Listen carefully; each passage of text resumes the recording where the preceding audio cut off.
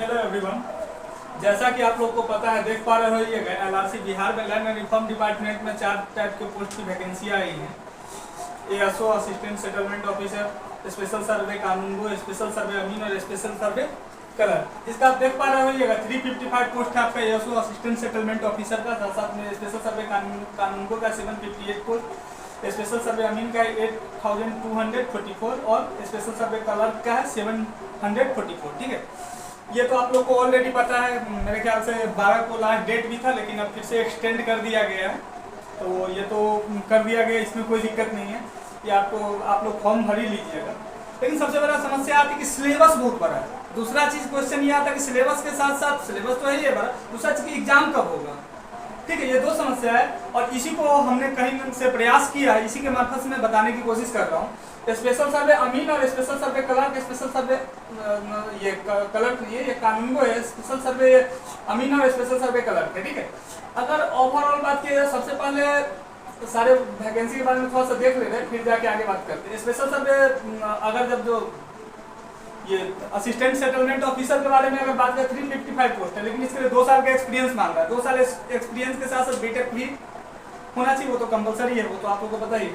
2 साल का एक्सपीरियंस में सबसे बड़ा लफड़ा यहाँ पे आती है कि आपके पास में 3 चीज तो कंपलसरी होना चाहिए फॉर्म फिलिंग टाइम में। पहला चीज कि आपके पास में अपॉइंटमेंट लेटर होना चाहिए, एक्सपीरियंस सर्टिफिकेट होना चाहिए, साथ ही साथ 6 महीना का सैलरी स्लिप भी आपके हाथ में होना चाहिए। ये तो कंपलसरी है। स्पेशल सर्वे कानूनगो में भी सेम चीज है, ये 2 साल एक्सपीरियंस प्लस डिप्लोमा होना चाहिए। बीटेक होल्डर यहाँ पे अप्लीकेबल नहीं है। अगर आपने डिप्लोमा किया, डिप्लोमा के बाद बीटेक किया, कोई दिक्कत आप फॉर्म को फिर कर सकते हैं। स्पेशल सर्वे अमीन में भी सेम यही चीजें हैं कि आपके पास ये डिप्लोमा होना चाहिए 3 ईयर का, या फिर 2 ईयर भी चलेगा, या फिर इक्विवेलेंट होना चाहिए। इक्विवेलेंट का मतलब ये होता है, ये बहुत बड़ा समस्या आ रही थी। इक्विवेलेंट का मतलब ये होता है कि जो सिविल के इक्विवेलेंट है, ठीक है, सिविल के इक्विवेलेंट जो भी ब्रांच है, जो एआईसीटी का आप लोग को दिक्कत आएगा तो एआईसीटी का आप वो डाउनलोड कर लीजिएगा। उसमें बाकायदा इक्विवेलेंसी दिया हुआ कि सिविल के इक्विवेलेंट कौन कौन सा सब्जेक्ट को माना जाता है। ठीक है, तो उसमें आप देख सकते हैं क्योंकि आपका जो ब्रांच है वो सिविल की इक्विवेलेंट है तो बिल्कुल आप एलिजिबल है। ठीक है, और यहाँ पे आपको कुछ है भी नहीं, और एलआरसी ने भी बाकायदे बोला कि इस कंडीशन में ये एआईसीटी का जो गाइडलाइन है तो इक्विवेलेंसी चेक किया जाए, वहाँ पे इक्विवेलेंट है तो इक्विवेलेंट माना जाएगा। ठीक है, और इसके लिए आप लोग आगे भी जा सकते हैं। स्पेशल सर्वे कलर के लिए बात किया तो सिंपली ग्रेजुएशन होना चाहिए, तो सही को पता ही है किसी भी सब्जेक्ट में। ठीक है, लेकिन किसी भी सब्जेक्ट में ग्रेजुएशन है, मतलब ऐसा नहीं कि यहाँ पे बीटेक वाले नहीं भर सकते, बी वाले नहीं भर सकते, वो भी भर सकते हैं। ठीक है, आगे आप बात करते हैं एएसओ। अब सिलेबस के बारे में बात कर रहे हैं। देखिए, सिलेबस का बात किया जाए तो यहाँ तक अगर बात किया जाए तो सब में क्या है कि कॉमन है कि 75 टेक रहेगा और 25 क्वेश्चन नॉन टेक रहेगा। ठीक है, यहां तक कॉमन है। यहां पे नया 3 सेगमेंट में बढ़ चुका है। एक तो मैथ है, एप्टीट्यूड वाला मैथ, ठीक है, ये 50 क्वेश्चन 50 मार्क्स। अगला रीजनिंग है, ये भी 50 क्वेश्चन 50 मार्क्स। अगला बात किया जाए तो ये आपका जीएस है, ये भी 50 क्वेश्चन 50 मार्क्स। ठीक है, तो ये 150 मार्क्स का टोटल है। यहाँ पे बात किया जाए तो 100 मार्क्स का यहाँ पे भी है। ये एएसओ के लिए भी, स्पेशल सर्वे कानूनगो के लिए भी 100 मार्क्स, स्पेशल सर्वे अमीन के लिए भी 100 मार्क्स। यहीं पे सिलेबस का सबसे बड़ा समस्या है। यहाँ पे तो कोई ज्यादा समस्या है नहीं। स्पेशल सर्वे कलर के लिए सिंपली मैथ 50 क्वेश्चन, एप्टीट्यूड, ये रीजनिंग के लिए बात करें वो भी 50 क्वेश्चन, और आगे जनरल स्टडीज की बात किया जाए, जनरल स्टडीज में बात किया जाए तो सिंपली आपका ये जीके हो गया प्लस में साइंस हो गया, तो ये चीजें हो गया। ठीक है, अब बात करते हैं एएसओ के लिए।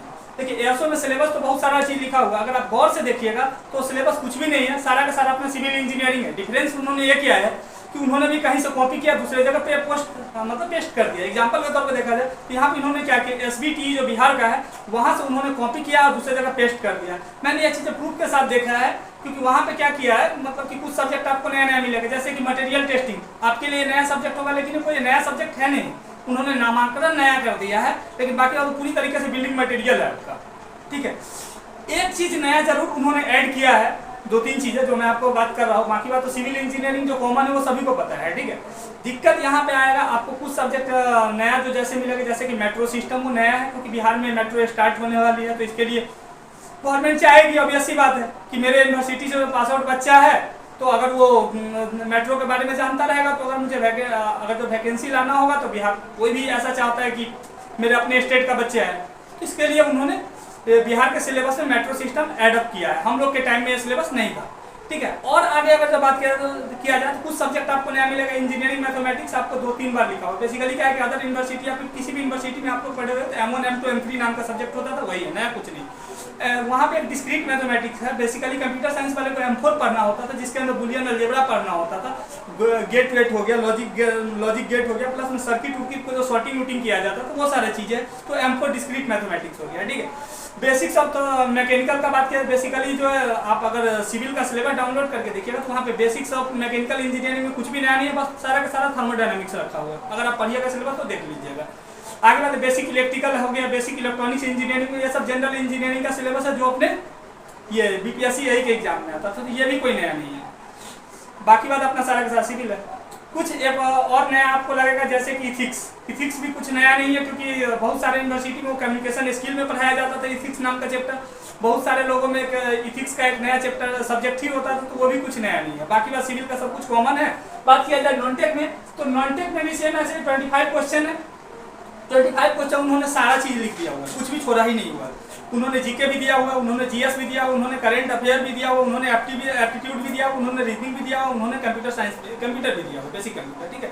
उन्होंने कुछ छोड़ा ही नहीं। अब जीएस का बात किया जाता है, ये जीके का बात किया जाता है, ऑलरेडी आपको पता है, हिस्ट्री, पॉलिटी, ज्योग्राफी भी दो टाइप के, इंडियन ज्योग्राफी और वर्ल्ड ज्योग्राफी।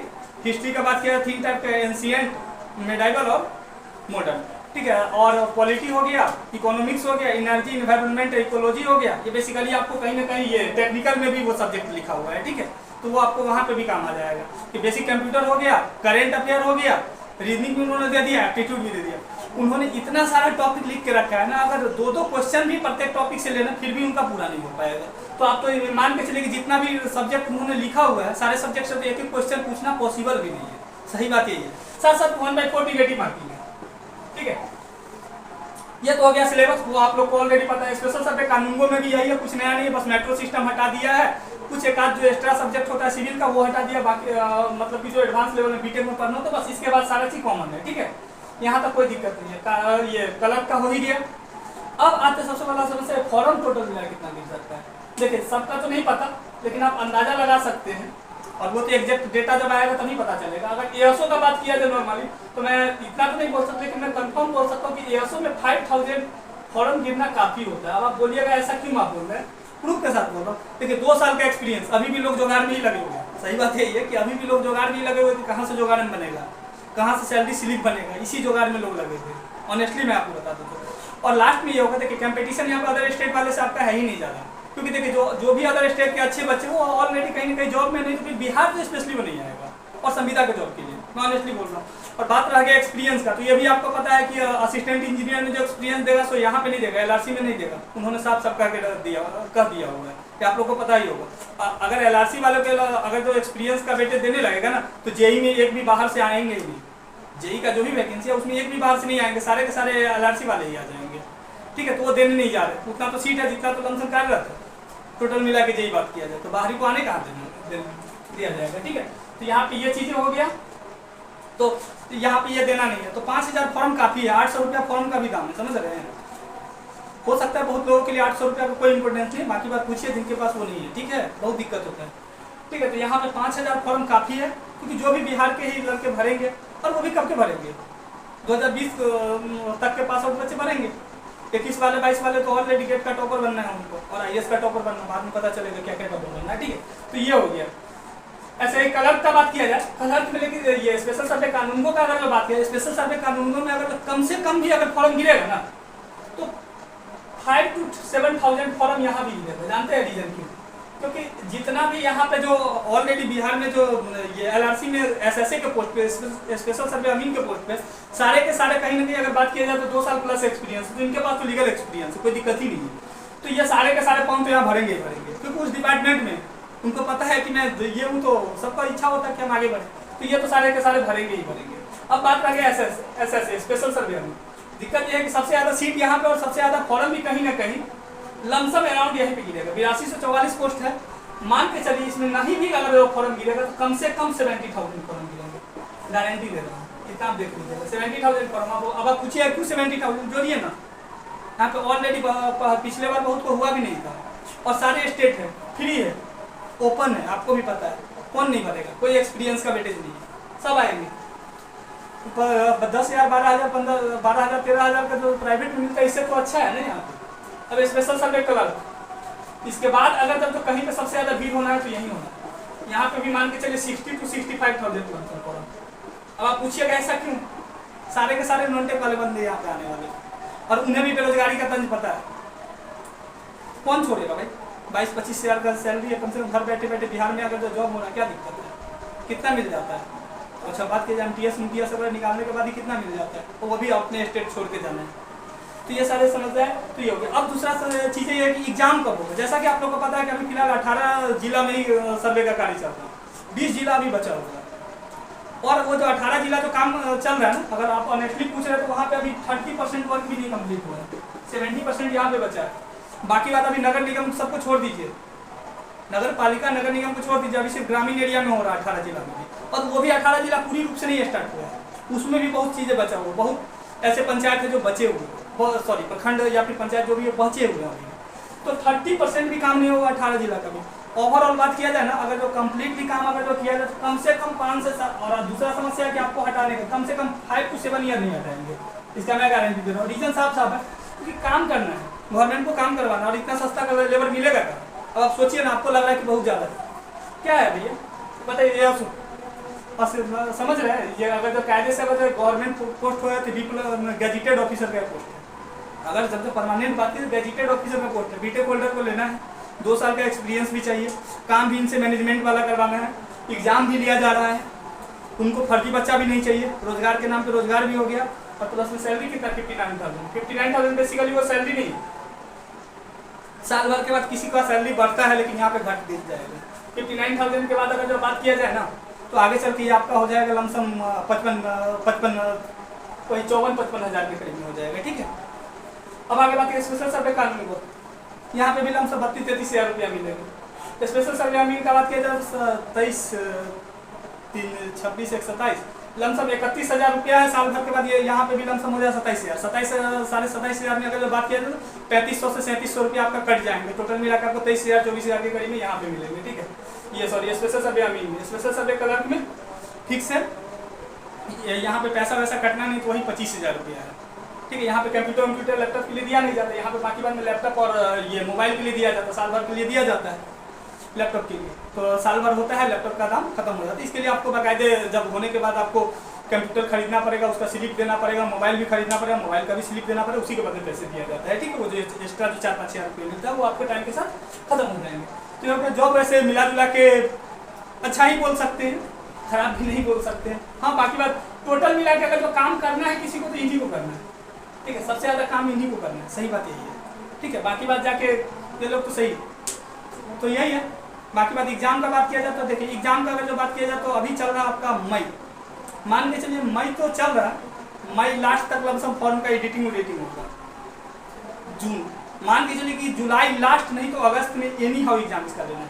रीजन साफ साफ है, क्योंकि बिहार गवर्नमेंट का प्रोजेक्ट नहीं, आपको ही पता है सेंट्रल गवर्नमेंट का प्रोजेक्ट है, इसमें बिहार गवर्नमेंट और सेंट्रल गवर्नमेंट दोनों मिलकर ये पैसे का ये कर रहे हैं, ठीक है, पैसे दे रहे हैं। तो ऑब्वियस सी बात है सेंट्रल गवर्नमेंट से भी उनको प्रेशर है कि हमारा काम जल्दी होना चाहिए। तो काम जल्दी मतलब क्या, जल्दी तो नहीं हो जाएगा ना, सीधी सीधा काम तो होएगा अपने टाइम से ही होगा, तो काम होएगा लेकिन उसको स्पीड पकड़ाना है, ये बात फिक्स है। और गवर्नमेंट को कहीं ना कहीं रोजगार भी देना है, तो आप समझ सकते हैं ये चीज़ें हैं। बाकी बात तो वही मान के चलिए कि जुलाई लास्ट नहीं तो अगस्त में एनी हाउ एग्जाम होना चाहिए, ठीक है। रीजन साफ साफ है, काम गवर्नमेंट को जल्दी खींचना, ठीक है। और आपको पता ही है कि बिहार में सबसे ज़्यादा लड़ाई अगर किसी चीज़ में होता है तो किस चीज़ के लिए होता है, सबसे ज़्यादा लड़ाई ज़मीन के लिए होता है, गाँव घर में से अगर आप लोग हैं तो पता ही है, ठीक है। Thank you.